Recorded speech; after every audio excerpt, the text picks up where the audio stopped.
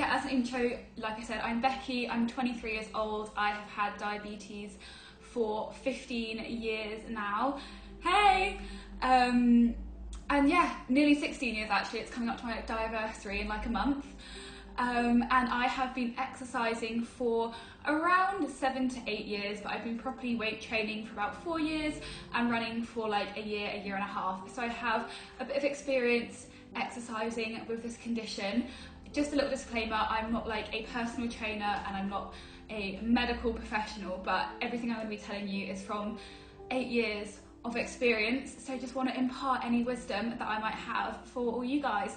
Hello everyone that's joining, I'm so excited to be chatting about this. I'm really passionate about exercising with diabetes because I think it's something a lot of people are scared to do. Managing blood sugars around different forms of exercise can be really tricky at the beginning, but there are so many benefits for your diabetes and you should not let diabetes scare you off from doing it. So just a few of the benefits are if you exercise regularly, and particularly if you do resistance training, so any form of weight training and that kind of thing, it will massively increase your insulin sensitivity, which means you'll need less insulin and it's actually so much easier to manage your blood sugars. And yeah, it's difficult when you start because it's an extra thing that you have to think about, but once you've got going with exercise with diabetes, it makes everything so much easier. So yeah, I'm just gonna in this live explain a bit about the best ways to go about doing that. I made some notes so that I don't forget anything because I want to give you guys all of the information that I have. But yeah, and apart from the physical benefits of exercise as well, it is a massive like mental health boost, especially living with diabetes. A lot of the time you can feel like maybe your body is failing you or that your body is just not doing the right things, but when you're exercising you can put all of that to the back of your mind. You can just go in, get in the zone, listen to some music, really push your body and celebrate what your body can do for a change, rather than thinking about all the injections and blood tests and anything else that you have to do, and you can just get into the zone on your exercise. So yeah, I'm going to split this live into 2 different parts because in general there are 2 different patterns with types of exercise in terms of how they affect your blood sugar.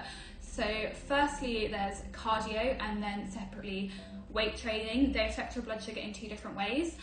When I talk about cardio, I mean kind of steady state, lower intensity. So that's kind of like fast walking, slow, like a long steady jog or a cycle or a swim.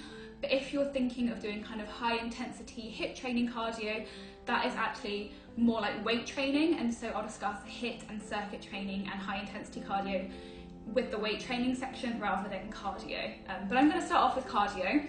So like I said, I've actually not been running as long as I've been weight training. I've been running for like a year and a half now, and I actually ran my first 10k at the beginning of lockdown, so that was like my lockdown goal, which I was really happy about.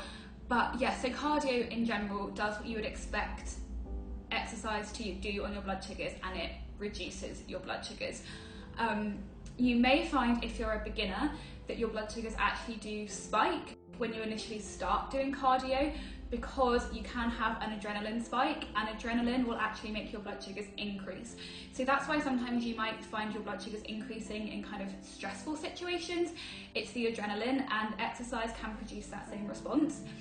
Now that response won't be as strong in cardio, but if, like I said, if you're a beginner to a particular form of exercise, you might see a spike for the first few times that you do that form of exercise. But then with cardio in general, it will then come back down very quickly because you are constantly burning through that glucose that's being really released into your bloodstream, and so your blood sugar will go back down again.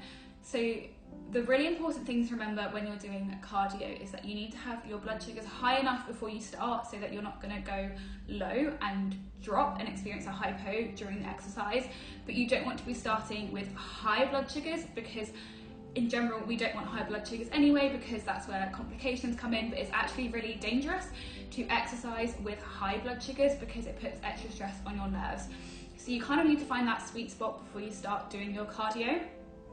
And the best way I found to do that is to have a small snack before doing your cardio, whether that's a run or a cycle, and then adjusting your insulin dose accordingly. You may need to have no insulin for this snack, or you may just need to have a reduced amount of insulin.